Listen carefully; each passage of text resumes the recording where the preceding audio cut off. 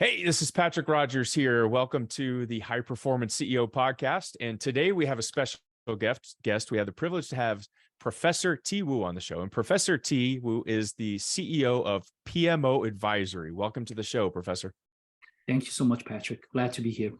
Yeah, absolutely. So a little bit about Professor T. He's the CEO and CPO of PMO Advisory, a project management training and consulting firm that establishes projects, programs, portfolios, and PMOs for companies, including Global 500 and nonprofit organizations.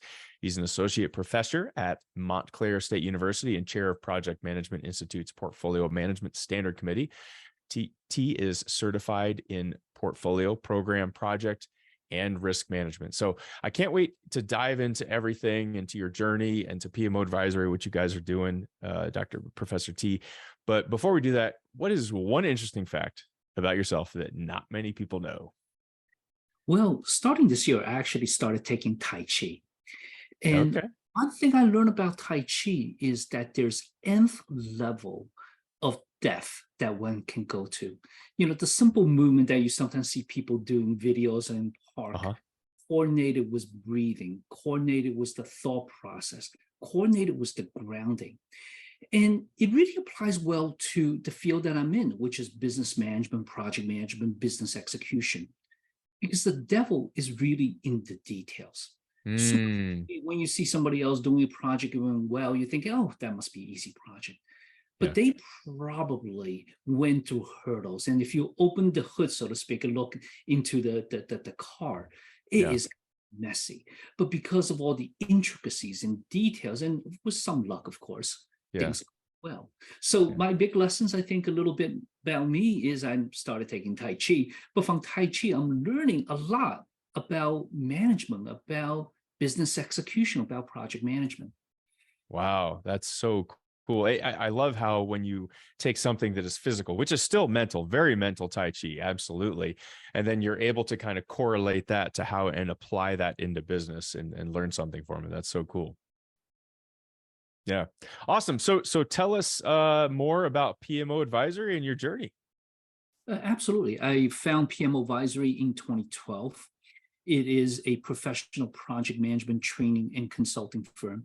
And back in 2012, we started helping companies with project management, really in the field of helping them lead particular project and maybe start big and complex projects. So you start in the right way. One of my favorite quotes from Lao Tzu is 1,000-mile journey starts with the right step.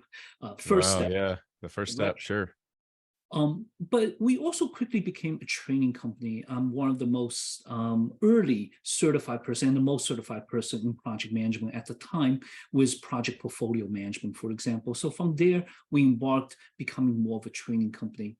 So fast forward today, we are both a training company. We train a lot of the PMI, Project Management Institute certifications, such as PMP, PGMP, PFMP, which I have them.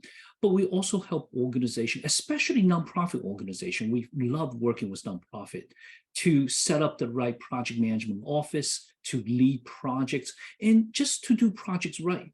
Because ultimately, the power of any idea is to bring it to fruition. Otherwise, it may not be worth the paper it's written on. So that's our belief, how to really make ideas work, how to actionize ideas and implement them in the right way to achieve the benefits. No, I love that because it's just like in business, you know, when a CEO is working on strategy and alignment and execution, you know, 1% of it is vision and 99% of it is the alignment and the execution. So it sounds like that carries directly over. And that's absolutely true. And, you know, a lot of studies, and these are, to be fair, anecdotal studies, because it is very hard to get scientific studies. If you look at the field strategic project, which are these large, complex, transformational projects, you know, roughly about only 10% are truly successful. In other words, the other 90% either fail or suffer greatly. And you could look at mergers and acquisition that happens all the time, in which a great amount of wealth are wasted. Because a lot of it really is sort of the lack of attention to that detail and be realistic about what's accomplishable in the implementation side. So that's my hope is PMO Advisory provides some real evidence, data-driven approach, best practices to help organizations become better implementers. Got it. So you offer two services then. You have one, which is you have project managers in-house that will either remotely or however that is, maybe in person, actually come on board with a company and oversee the project management responsibilities. And you also have a project management training institute, if you will, where people can send potential project managers from their company to learn your system of project management, and it's PMI certified. Is that right? Yes, PMI certification. So Great. you're absolutely right. Cool. We jokingly say we perform or we do what we preach or what we train. So everything we train, we try to make it real and applicable on the consulting side. As a matter of fact, most of our trainers are consultants. And so we It help makes sense. Yeah. organizations not to just lead projects, but to build the methodologies, the foundation, the project management office that oversees and guides all the projects. So it's not just helping the client to fish, so to speak, and bring the fish to them, but also teach them how to fish. So the two sides synergizes very, very well. They kind of play well together. Great. Is there a certain size company or certain industries that do best with your programs?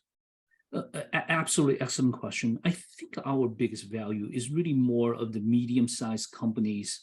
Definitely not the smallest one, because the smallest Yeah. one probably still in startup mode. Right. They have the can-do attitude, and they're small enough that frankly they could get away with some of the processes, and people may see that as bureaucratic. Right.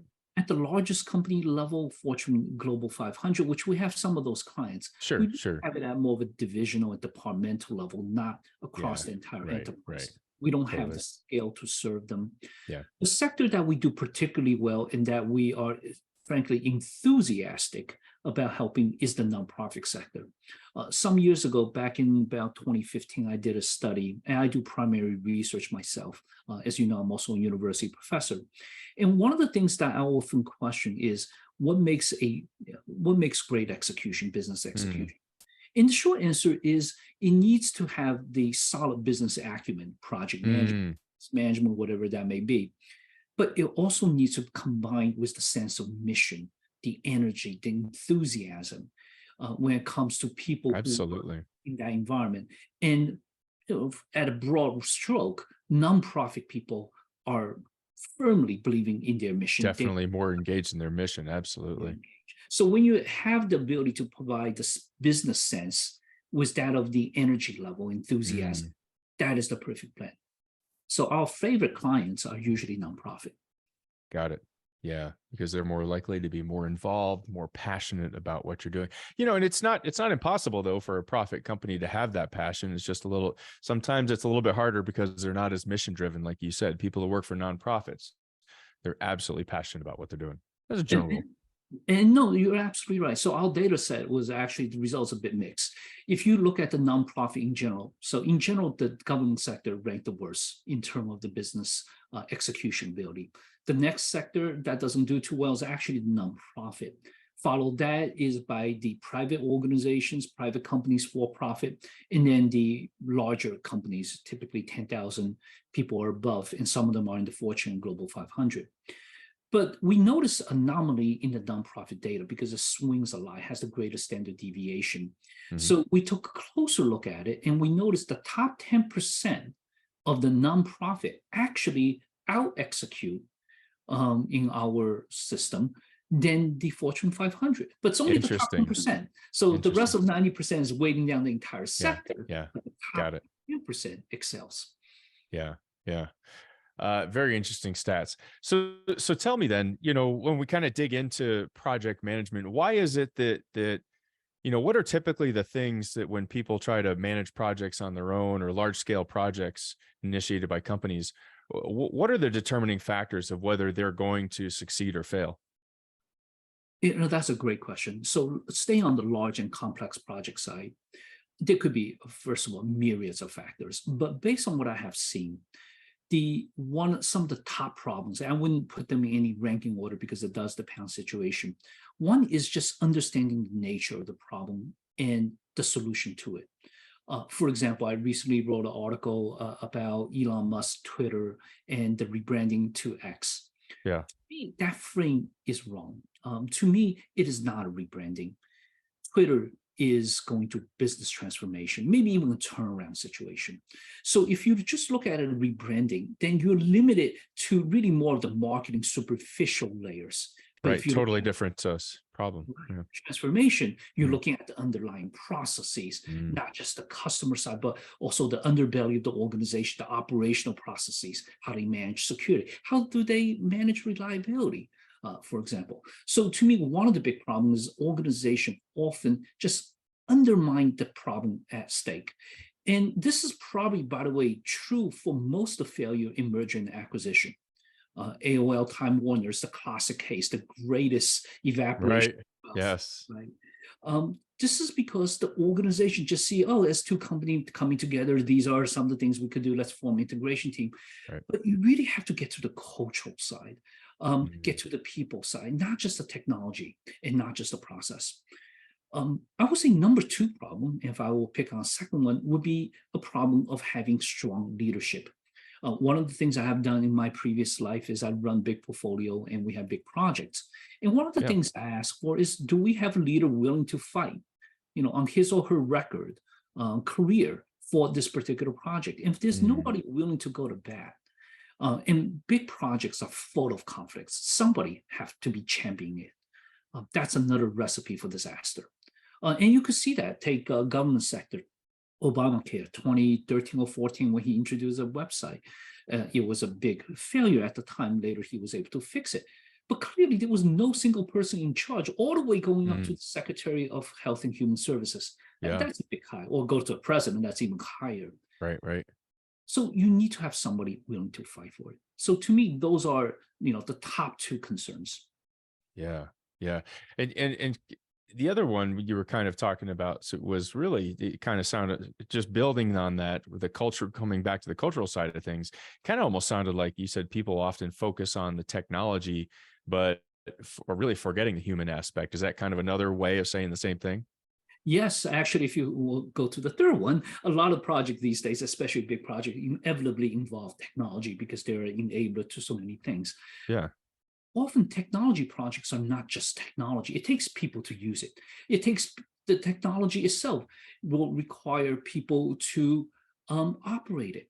So anytime when we think about these large transformational changes, whether it's technology related or not, it is really all about people. It is about empowering people. And sometimes you have to be frank. Maybe a person may be working themselves out of a job, and that may very well be the case. I mean, we do live in a market economy, capitalist society, but organization could be upfront about that, try to figure out what's next for the person and be respectful of that situation instead of trying to shove it under the rug, make everybody feel happy on the outside, but underneath they know what's going on. People are smart. So all of these projects, one of the other huge determining factor, maybe not just in the execution phase, because the execution phase, you could have an army literally run through it. But now the army is there to stay. The project is done. The work, the deliverables are there to stay. People have to use it. People have to apply it. And that's where a lot of the problems start to occur. One of the areas that I have seen a lot, for example, take knowledge management project. To me, there aren't many good examples of solid success stories in this entire space. One is because people pushing for technology, let's put in a knowledge management system, whatever that may be. Right. Yes, the tool's hard, but at the end of the day, people don't use it. So yeah, there's still the people aspect. Yeah. Got it. Yeah. And so you're kind of your training program and your process, you're hitting these from the core, from the beginning. You're addressing these outright, and you're teaching other companies how to make sure that these are not going to be things that's going to sink them later in the project. And that's absolutely right. Now, to be fair, my record of success is somewhat mixed too, because we can recommend, we could help implement, but yeah, they don't have to follow exactly what we're recommending, right? Yeah. I get that as a consultant. Sometimes they choose not to listen. Well, okay, all right. Right. I mean, you can lead the horses to the water, but they still got to drink it, right? So, but we try to do things right. We're very thoughtful as a company. We try not to jam anything down anybody's throat. Why? Because that is a recipe for definitely disaster, or at least poor adoption later on. Yeah. We try to work with the human factor. We try to identify leaders and champions to make sure they're rightly empowered to do so. Yeah. And we also try to frame the problems in the best way that we know how. So the word we use a lot in my company is called optimizing. We try to optimize things because there is no perfect solution to these large problems. There are often going to be very difficult choices the company have to make, and some of them could be uncomfortable. But we all do the best we can, and we try to make informed, data-driven decisions. So I don't know if you ever read the book Bold, but it's something I'm working through, and it's actually an amazing book. But one of the things they talk about in there is how automation and AI by the year 2029 just going to absolutely decimate. I forget the percentage of jobs, but it's this huge, massive percentage of jobs. Tell us about what you see in the future of project management and AI. No, that's a really good question. And I have to say, I'm not sure if I'm the best visionary in the world, but what I do see is AI and technology. Let me reframe this a little bit. The route to digitization has started in the 70s, Yeah. and it has accelerated faster and faster. Now we have AI taking hold. So I see jobs being replaced by technology really from fairly early on. Actually, one of the reasons that my company was formed in 2012 was, if you remember at that time, that was right after the Great Recession. I'm Right. a university professor. I see a Yeah. lot of students, graduates, who are taking what I call really jobs that's sort of beneath their strength. They're underemployed, underutilized. Mhm. And I see technology back then through outsourcing as well, chipping away at the first run of this career ladder Yeah. through automation, through outsourcing. So from a graduate perspective, if they're not able to get on the first run of the ladder, how are they going to climb the ladder steps? Right. And by the way, if you think of that downstream, it will decimate certain profession. 5 years from now, you're not going to have team leads. 10 years from now, you're not going to have as many managers. 20 years from now, you may not have as many leaders. Mm. I see that continue to happen. And this is in industry, I think the term is really technology replacement. And AI just happened to be the latest wave. Right. Right. And it will be a significant wave. Now, one thing I will say is not everything is necessarily dim, because as technology advances, there are new jobs and new opportunities. Data analytics, for example, is a field that really doesn't exist too much in the current flavor just 5-10 years ago. And right now it's in full swing in a lot of areas. Right. But the jobs that is created, in my view, is going to be far fewer than the job that it decimates completely. Mm. For people in general, professionals, students, as I advocate, is I tell them, work on the human-centric side. It is very hard to replace jobs that have a human high touch. And that is true for project managers as well. For project managers, if you are being a good facilitator, for example, trying to solve a problem, bringing the experts around the world, around the company to bear to solve that problems, try to sort of negotiate through different conflicts, soothe tension. I can't seem to think AI of is not going to be able to do that. Right. Yeah. AI can give you the best data Yeah. analysis. Yeah. But it's also going to be limited to the data that it has. So in project management world, I actually think project managers, project management in general is one of the safer jobs around AI. I think there are a lot more jobs that's going to be decimated by AI, from even including the medical field, say radiologists, to legal field or accounting field. Because project managers will naturally more migrate toward all these strategic projects. We talk about conflicts and various multimodal facet issues. That probably is not going to be replaced by AI anytime soon, simply because it doesn't have enough data. AI is not intelligent in itself. It manipulates data. It can analyze data at a speed that we human cannot match. Right. But garbage in, garbage out. So I So love it.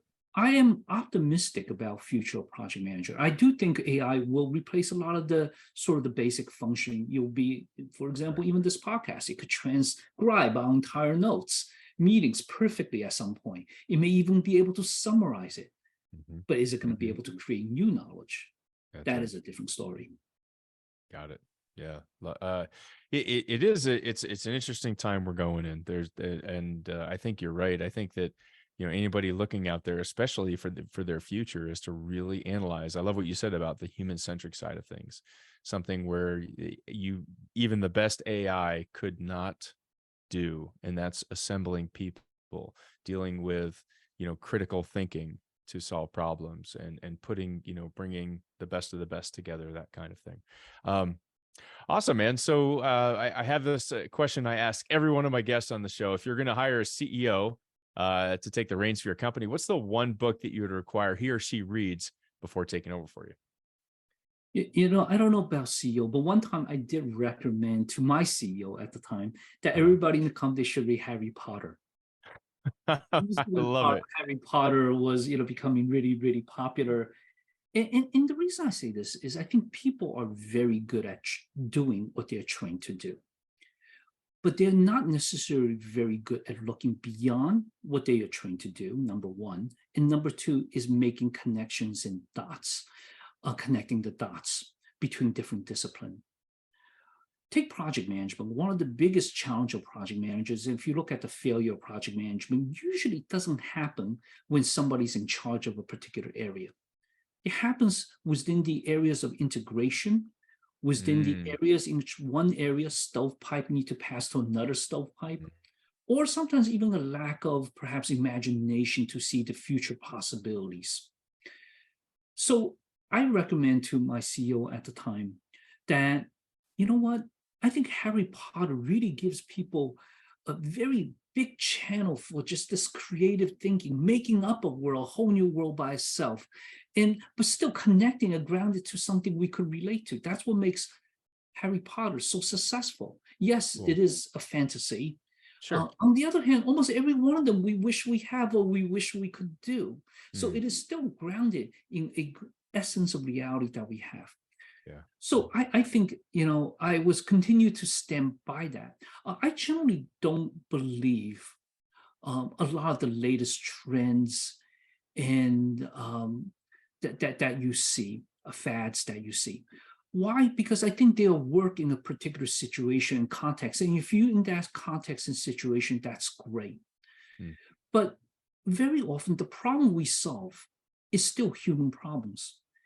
As the world becoming faster through digitization, artificial technology, the limitation isn't the speed of the computer. And to be blunt, for most of average project problems and company problems that we have, it has not been the speed of computers probably for the last couple of decades. mm. The limiting No, not at factor all. Yeah. is our ability to understand it, to absorb it, to dissect it, to process it, and then to utilize it. So it comes down to human. And that's why I think the books such as Harry Potter just give you so much room for imagination and hopefully connecting those dots. I love that. Thanks for sharing that. Professor, I'd like to summarize a few of my key takeaways from today. First was, in project management, what are the main reasons? That's kind of what we covered, is why projects fail, or succeed or fail. And number one was, are we able to truly understand the nature of the problem to it and the solution to it? And a lot of times what you see is they're really undermining the problem at stake. And you even see that on mergers and acquisitions, where they're not truly addressing the cultural integration between the two companies. And I being in mergers and acquisitions myself, I absolutely agree, especially for the larger companies. Number two is having strong leadership, having someone there who is passionate about the project, and someone who is the champion for it and willing to fight for the project as it's going through. And then the last one is again kind of the people focusing on technology but forgetting the human aspect, and really empowering people. And the other thing that we talked about was really the future of project management AI, and that's something we talked about before. We're really, where's it going? And again, project managers are really on the safer side of things, because they are working on the human centric side. And yes, there may be some things, administrative tasks, AI things that you can, information gathering, but by and large, project management's a relatively safe environment. So let me ask you, Professor, if there was one takeaway that you'd really want the audience to absorb from our time together today, what would that be? I will say be truthful to yourself. One of the reasons that I think mergers and acquisition or large projects often fail is that people who are champion, for example, the merger acquisition, aren't necessarily the people who's doing it. So they see the glorious side of the end product, an organization that's beautifully merged, everything's worked through, but they, for whatever reason, have either lied to themselves or lied to investors in worst cases about just the difficulties and the challenges ahead. So I think the big takeaway is be truthful to yourself. And by the way, also be truthful that if you don't think you know all the truth, which is completely possible. All of us have certain biases. We are exposed only to a certain amount of information.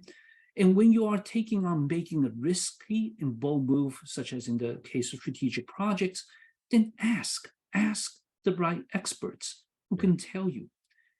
And I think in general, I like to believe in that human nature is good. I don't like to believe that politics should necessarily always get in the way. I understand that they truly exist. Yeah. But I think at the darkest of the hours, or even with ourselves, looking ourselves in the mirror, for example, in the morning, ask yourself, what is the truth reality? And then we could pivot if we need to. I realize that's real life. Sure. Once you lose that sense of authenticity and truthfulness to yourself, nothing else is going to sit on a bedrock of evidence and data anymore. They're all going to build on a house of cards. Love it. Love it. Yeah, great comment. So, Professor T, if any of our listeners wanted to reach out potentially to take you up on consulting and taking over project management for their company, or to send some of their team to get trained up to become a PMI certified project manager, what's the best way for them to do that? Well, visit my company's website, www.pmoadvisory.com, or connect me with on LinkedIn. Just type Wu and you'll find me. And that's TE space WU, correct? That is correct. Thank you so much. Awesome. Yeah, you bet. And we'll have your LinkedIn profile link on the podcast page as well for anybody interested. Awesome, Professor. This has been fantastic. Thank you for being here on the show as my guest. Thank you so much. It's wonderful spending the last 30 minutes going through some, I think, of the bigger questions that all of us, especially business executives, need to address. So thank you for the opportunity. Absolutely. And for the listeners out there, please hit the like and subscribe button and help us spread the word about the show and what we're doing here. We're helping the next generation of leaders and CEOs be that much more successful. With that, this is your host, Patrick Rogers, and we'll see you in the next episode. Thanks a lot.